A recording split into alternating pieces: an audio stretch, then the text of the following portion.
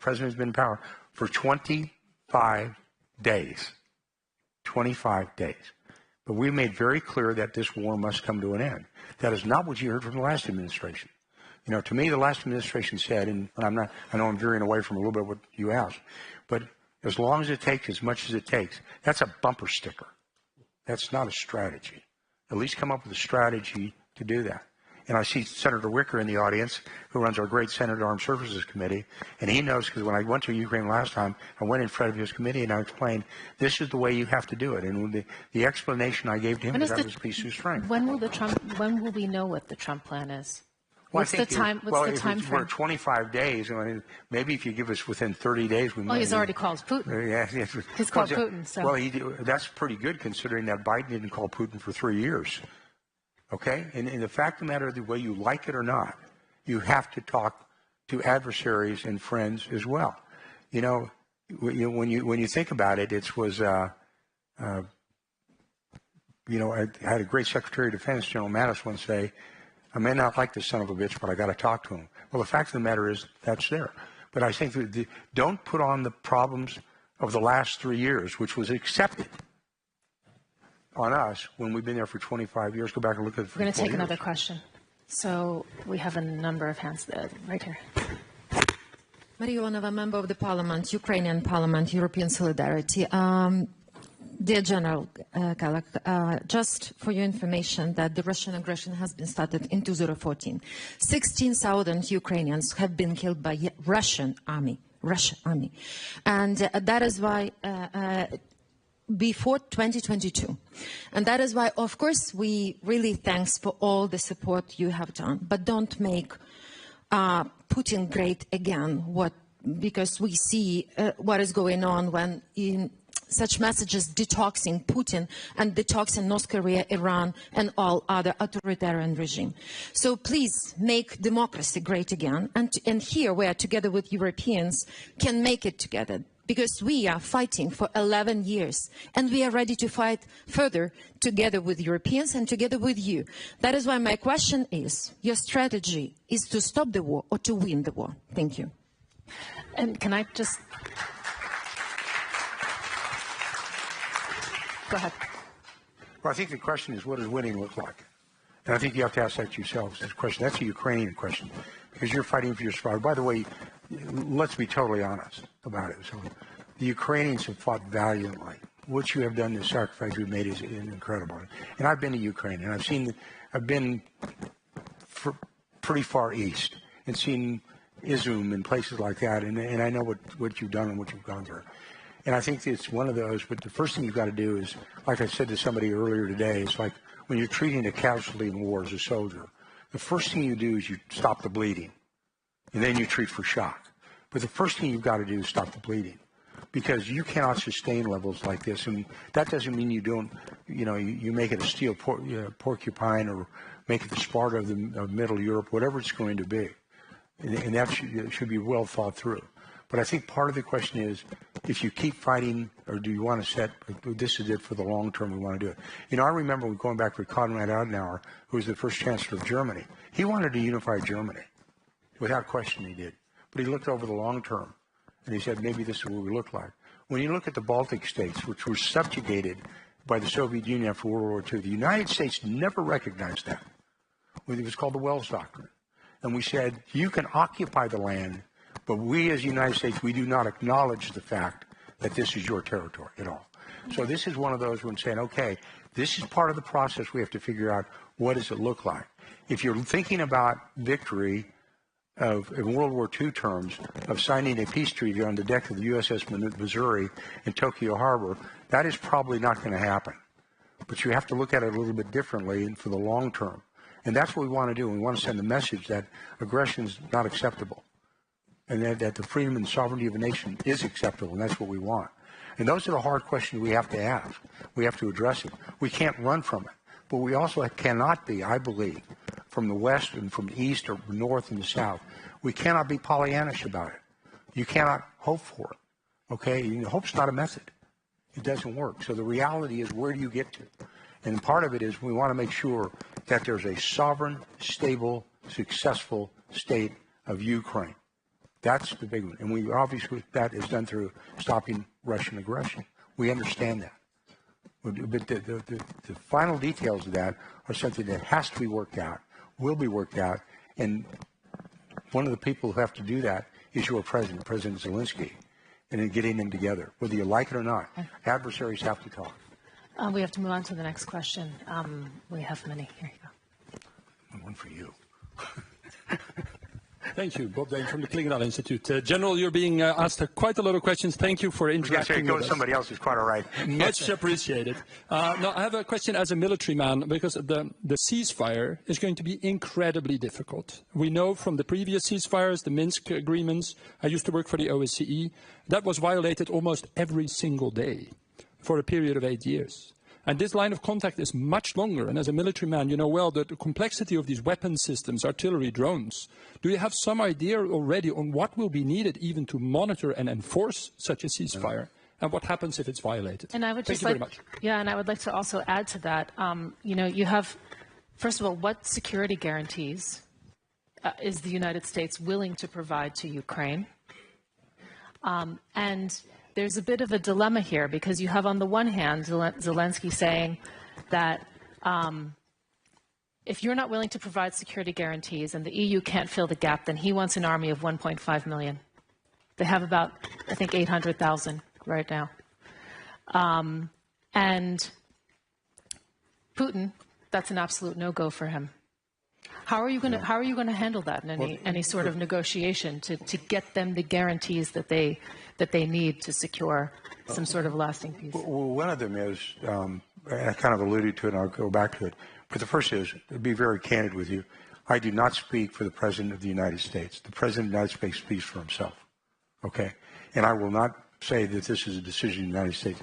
I got 0 electoral college votes this year, okay? I got no votes, right? He did. He's the president. His commander-in-chief under our Constitution, he makes those calls. He'll make those calls. We as advisors make recommendations. And so when I say this is what they'll be, I don't know what they'll be, because that's his call, not my call.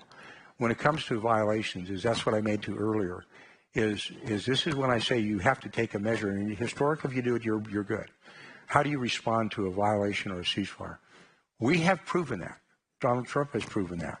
That's where he made that comment about using SEAL Team 6 for one American farmer that was captured and taken prisoner in Niger, and we sent an entire Special Operations SEAL team from Dam Neck, Virginia, all the way into Africa and respond. That's why we responded on a nerve gas attack against Assad by putting 71 Tomahawk land attack missiles in there. The response is immediate, it's violent, it's overwhelming. That's how you respond to ceasefires.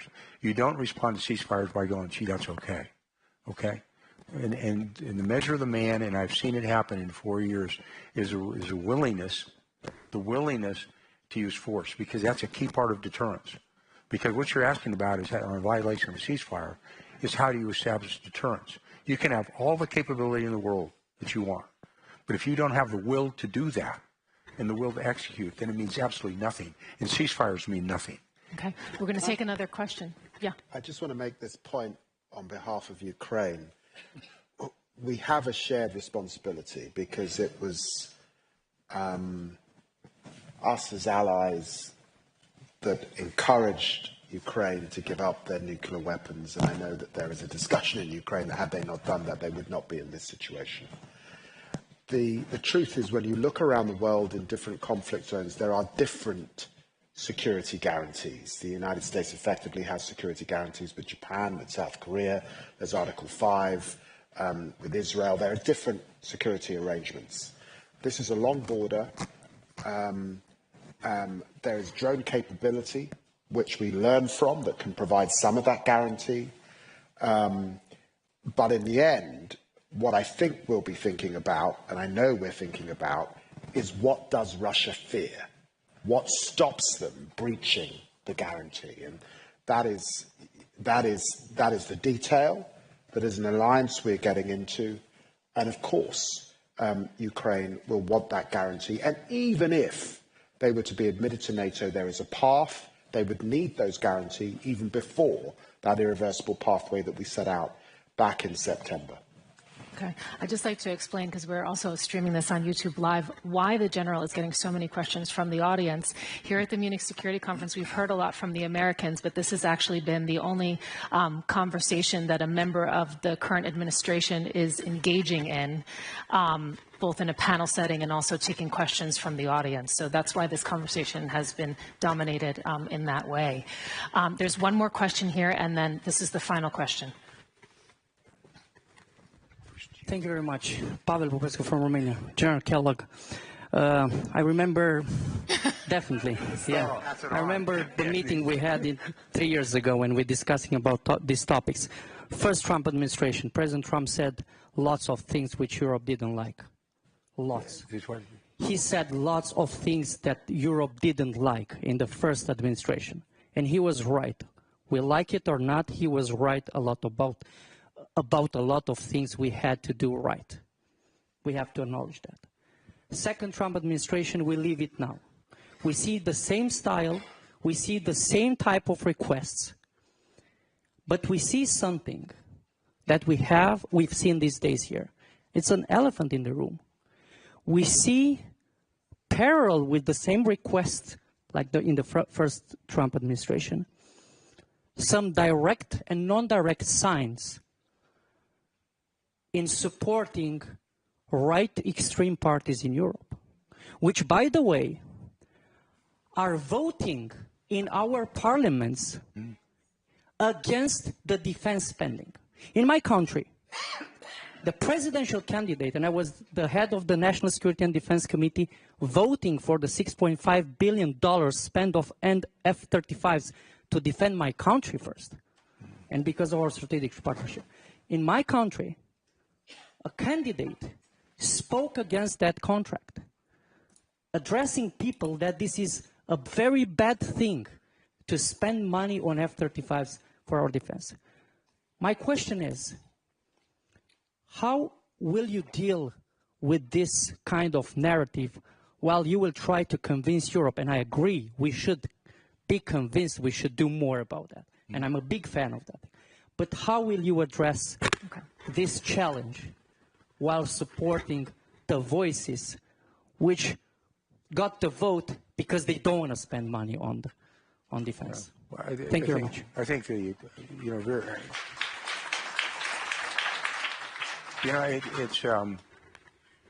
I think when you talk about issues like that, that's your issue, not our issue. It's just sort of like what was happened today and I'll give you an example. It's a parallel issue.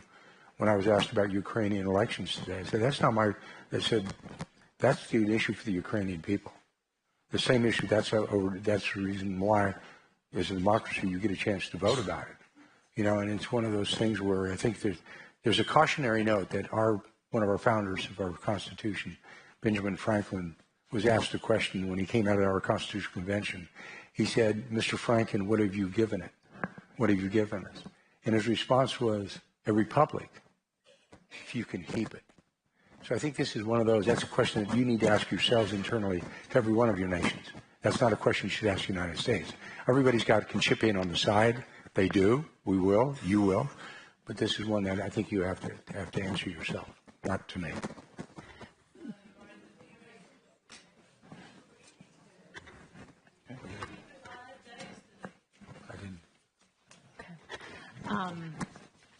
Minister Sevilla, I would like to ask you to have the final word, to bring it all together for us. What are the next steps for Ukraine? This morning when we heard from Zelensky, he said that he was essentially available for a meeting with Trump.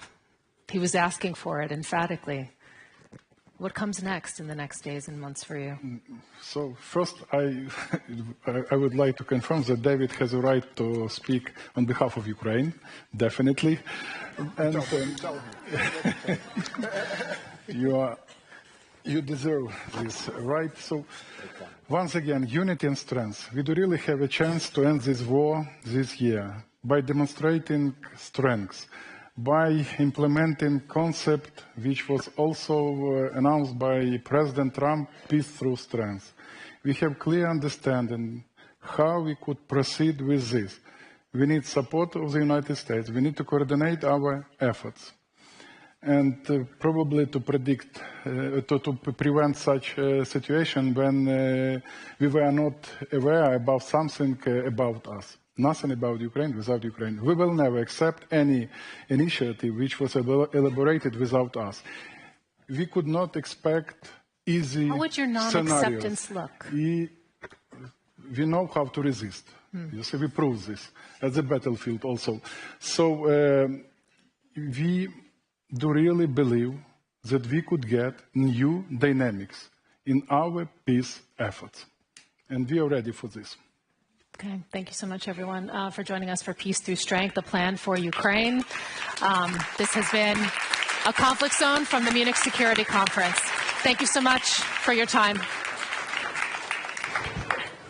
Thank you so much, Foreign Minister. My pleasure. Yeah, really a pleasure to speak with you. And I look